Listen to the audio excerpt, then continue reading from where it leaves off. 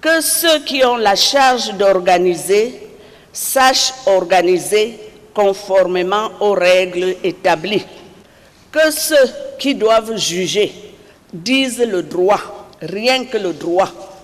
Que ceux qui savent mobiliser, mobilisent afin de battre, le moment venu, tous les records de participation.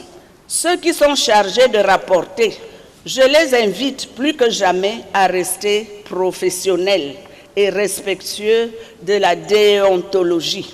Ce bréviaire est destiné à tous sans exception dans le champ de l'élection présidentielle de 2025. Comment ne pas voir que l'ECAM est interpellé quand on sait toutes les péripéties observées ces derniers jours à propos de l'application de l'article 80 du Code électoral relatif à la publication de la liste électorale nationale? Comment ne pas percevoir la mise en exergue de la responsabilité du Conseil constitutionnel à rester dans le juste sans prêter le flanc à des équivoques dans sa gestion du contentieux électoral?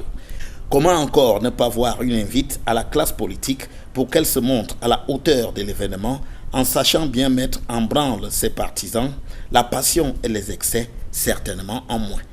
Comment enfin ne pas comprendre qu'il est espéré que la presse accompagne avec professionnalisme et distinction ce rendez-vous d'envergure, un parti déjà pris par Equinox Télévision qui, au-delà de l'image, rend compte.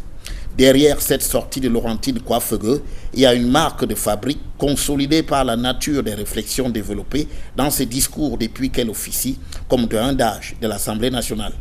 Et même si la posture, celle d'être de facto du camp du parti au pouvoir, avec sa contrainte d'un soutien tous azimuts à Paul Biya et au système, pèse comme une épée de Damoclès, la doyenne de la chambre basse du Parlement n'en garde pas moins sous la semelle une bonne dose de bon sens qu'elle distille assez régulièrement.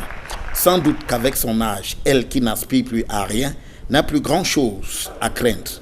Cela ne justifie sans doute pas tout, quand on sait combien d'autres, de loin plus âgés que Laurentine Coiffegueux, n'osent le moindre dissensus dans l'océan de consensus qu'est devenu le Cameroun.